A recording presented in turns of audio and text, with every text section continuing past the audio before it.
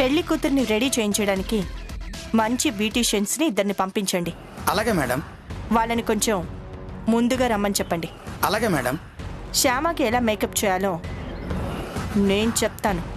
Okay madam, మీరు చెప్పినట్లుగా వాళ్ళని కొంచెం ముందుగానే పంపిస్తాను. థ్యాంక్స్.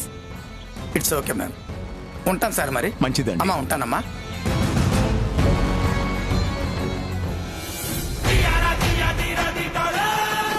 ఈ రిసెప్షన్ ఎలా జరుగుతుందో నేను చూస్తాను.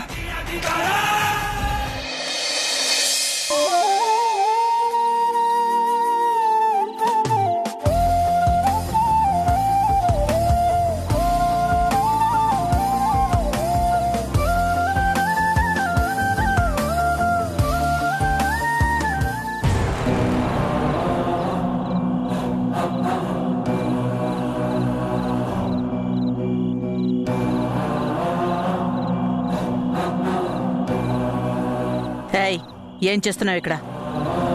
కన్నయ్యకి తులసిమాల కడుతున్నానండి. అవతల కొంపలు తగలబడిపోతున్నా నీకు కన్నయ్య తులసిమాల తప్ప ఇంకేం పట్టదా?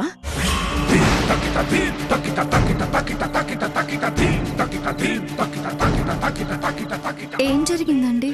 రేపు రిసెప్షన్లో రూపారాణి పాట పాడడానికి ఫిక్స్ చేశారు మీ అత్తింటి వాళ్ళు.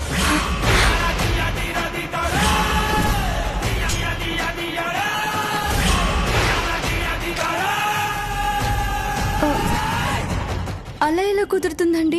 ఎలా కుదురుతుందో నువ్వే చెప్పాలి. అప్పుడు నేను ఆయన పక్కనే ఉంటాను. ఎలా పాడగలుగుతాను? ఎలా పాడతావో నాకు తెలీదు. నువ్వు పాడి తీరాలి అంతే.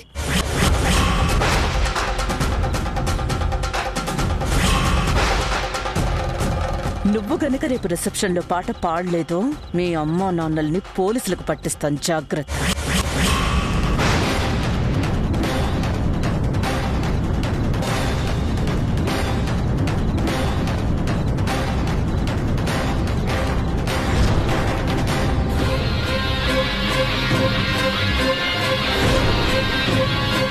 నేను పాడకపోతే వాళ్ళని పోలీసులకి పట్టించడం ఏంటండి?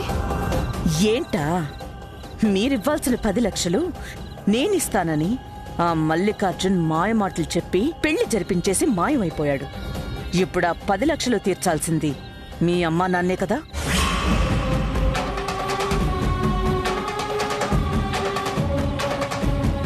ఆ అప్పు ఎగ్గొడుతున్నారని చెప్పి మీ అమ్మా నాన్న మీద కేసు పెడతాను.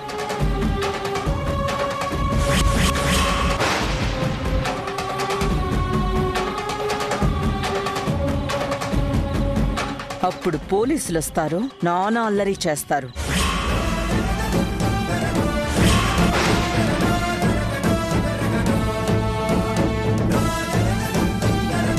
నలుగురిలో పరువు పోయినందుకు మీ అమ్మ, నాన్న, అన్నయ్య, వదిన, తమ్ముడు అందరూ ఊరేసుకుని చచ్చిపోతారు.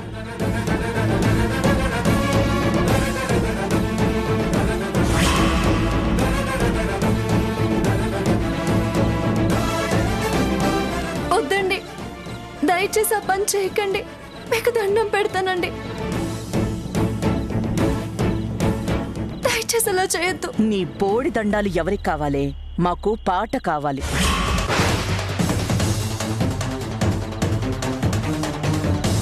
పాడతావా? పాడతావా?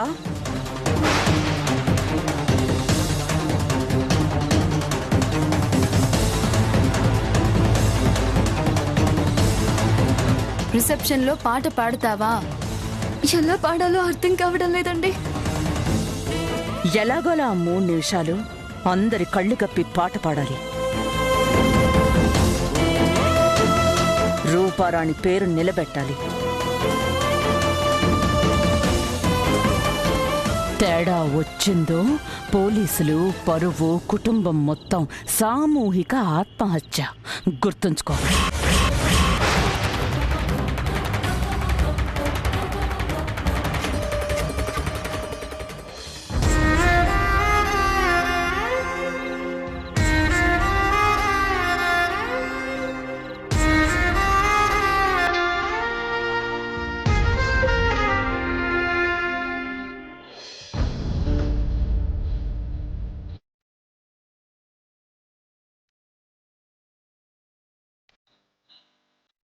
నాన్న అఖిల్, చెప్పండి డాడీ.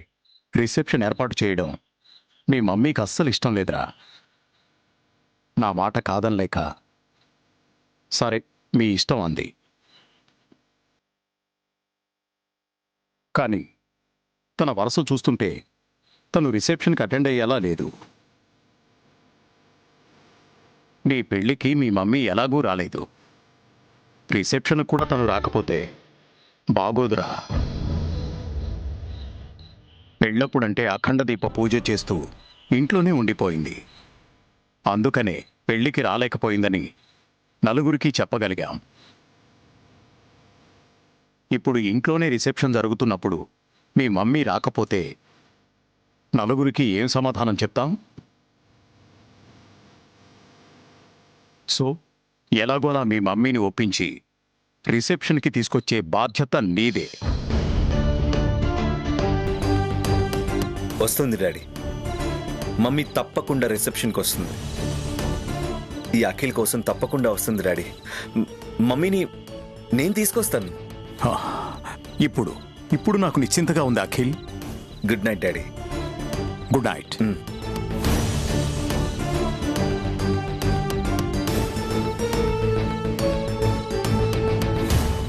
ఎలాగోలా మమ్మీని ఒప్పించి రిసెప్షన్కి వచ్చేలా చేయాలి. కానీ ఎలా?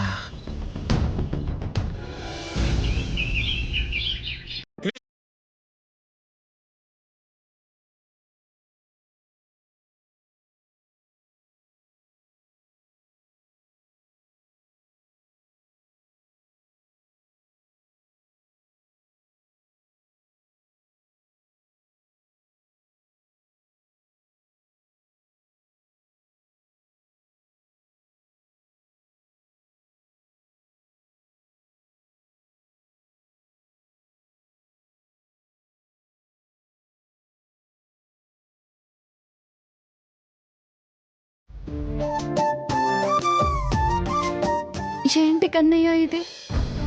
నేను పాట పాడకపోతే అమ్మా నాన్నల్ని అవమానపరుస్తానంటుంది ఆ గురువమ్మ.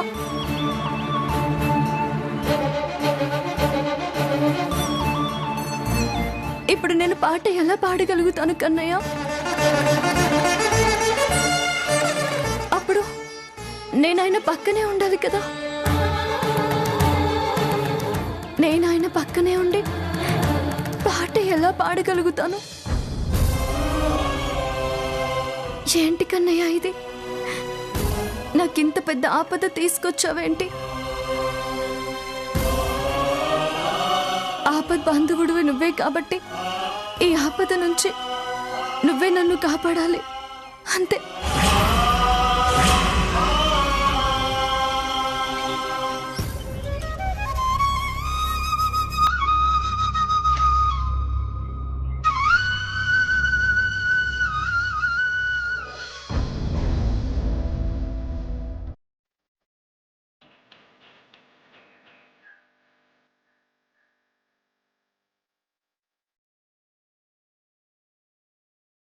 కన్నయ్య, శ్యామ నిన్ను ఎంతగానో నమ్మింది. నేను నిన్ను నమ్ముతున్నాను.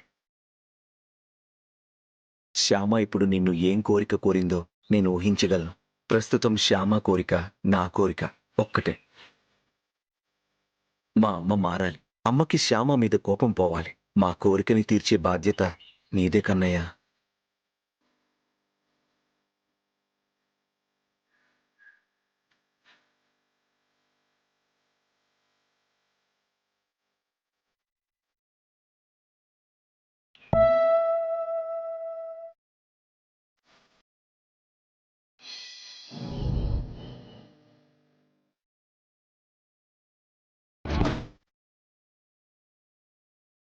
Good morning mummy. జరగాల్సిన బ్యాడ్ జరిగాక ఇంకా గుడ్ మార్నింగ్లు ఎక్కడి నుంచి వస్తాయి? ఏంటి పొద్దున్నే నా గదిలోకి వచ్చావు? అమ్మతో ఇంకా నీకేం అవసరం ఉంది? పెద్దవాడివయ్యావు, ప్రయోజకుడివయ్యావు, పెళ్లి చేసుకున్నావు, పెళ్ళాన్ని తీసుకొచ్చావు. ఇంకా నాతో నీకేం అవసరం? అమ్మ అవసరం కాదు, ఆలంబన.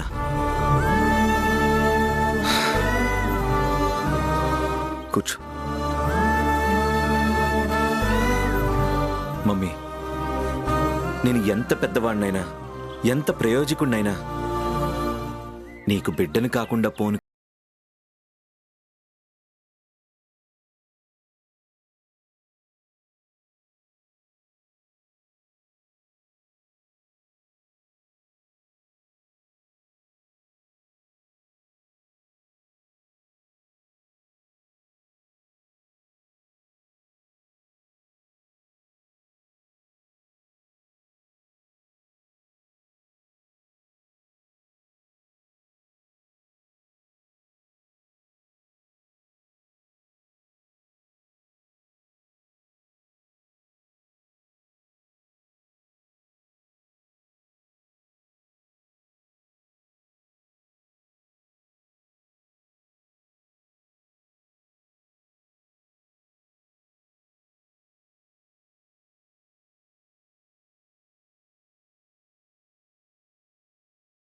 బలానివి మమ్మీ.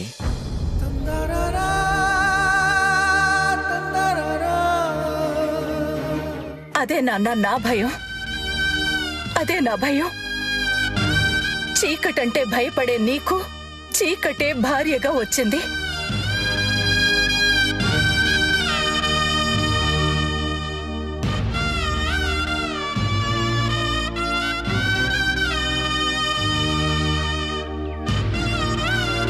పర్లేదు నాన్న, పెళ్లి అయిపోగానే జీవితం అయిపోయినట్టు కాదు కదా. తరిమేస్తా నాన్న, ఆ చీకటిని నీ పక్క నుంచి తరిమేస్తాను. నీ మమ్మీ నీ కోసం ఏమైనా చేస్తుంది, ఎంతైనా చేస్తుంది. ఆ శ్యామాని. మమ్మీ, దయచేసి నేను చెప్పేది విను. నువ్వు డాడీ నాకు రక్తం మాత్రమే పంచలేదు, సంస్కారం కూడా పంచారు. సంస్కారవంతుడిగా పెంచారు. ఇష్టం లేనివి జరిగినా తట్టుకుని నిలబడే వ్యక్తిగా పెంచారు.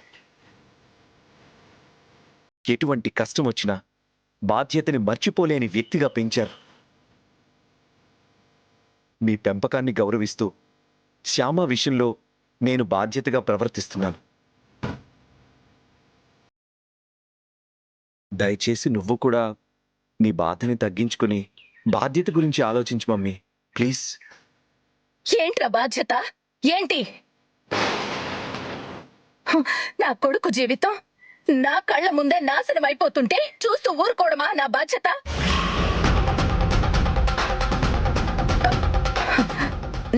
నా మాట విను నాన్న.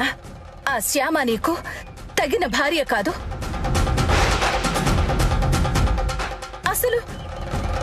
అసలు తను నీకు భార్య కానే కాదు.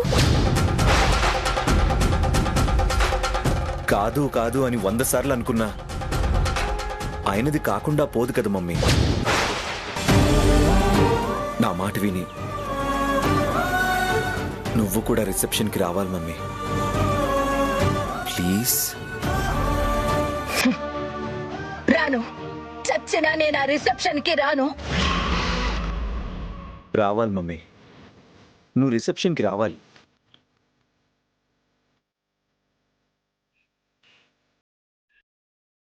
రిసెప్షన్కి నేను వేసుకోవాల్సిన డ్రెస్ని నువ్వే సెలెక్ట్ చేయాలి మమ్మీ.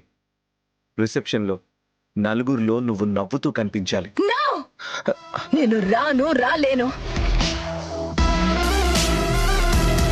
నువ్వు రాకపోతే నేను కూడా రిసెప్షన్కి వెళ్ళను.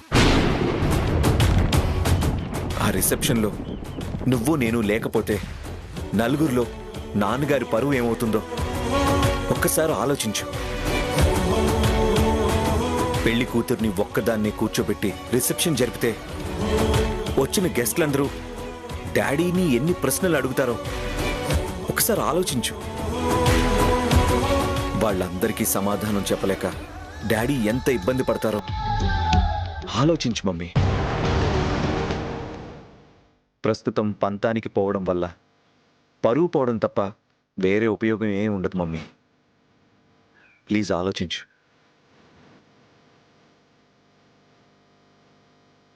ఏంటిది? వీడు బ్లాక్మెయిల్ చేస్తున్నాడా? ఏం చేసినా సరే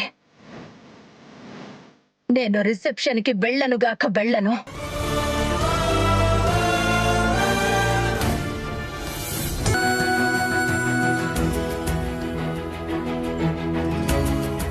నమస్కారం. నమస్కారం. రండి. నమస్కారం అండి. నమస్కారం అమ్మా. నమస్తే సార్. నమస్కారం అమ్మా. తాతయ్య తాతయ్య, ఏంటి నాన్న? బాబాయ్ రిసెప్షన్ లో డాన్స్ చేయొచ్చా తాతయ్య? ఓ, చేయొచ్చు. ఏంటి చేసేది? ఇది గంతులేసే ఫంక్షన్ కాదు. నోరు మూసుకొని అవతలికి పో.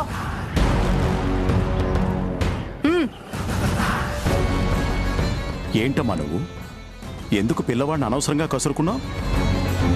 మెల్లగా నచ్చ చెప్తే వింటారుగా. ఎంతమందికి నచ్చ చెప్పాలి మావయ్య గారు?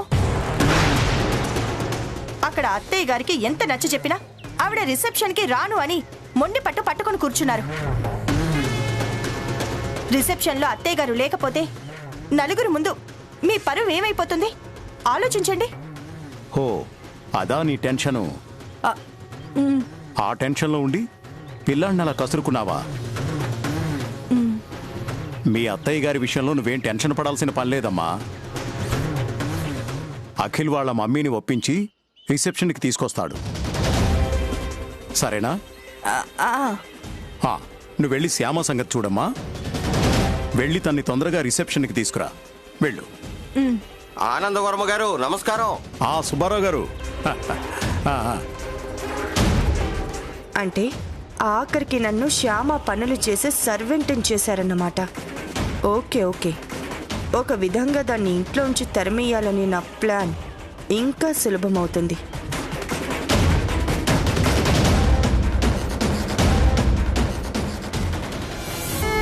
హరిప్రియ, గోవిందు, కిట్టు, శోభ అందరూ రెడీనా? నేను రెడీ నాన్నా.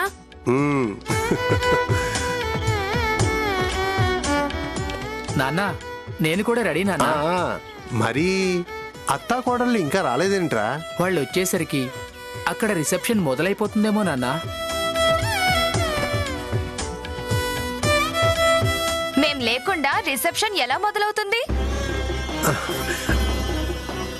ఒకవేళ మొదలు పెడితే ఊరుకుంటానా ఏంటి? మా ఇంటికొచ్చి మమ్మల్ని రిసెప్షన్కి రమ్మని పిలిచి మేం వచ్చే వరకు ఆగకుండా ఎలా మొదలు పెడతారు అని 4 అడిగి పారేస్తాను. అందరి ముందు కడిగి పారేస్తాను. శోభా, ఈ దూకుడే కొంచెం తగ్గించుకోవాలి నువ్వు. అక్కడ వియ్యాల వారింట్లో ఇలా నోరు పారేసుకుంటే మన మర్యాదే పోతుంది.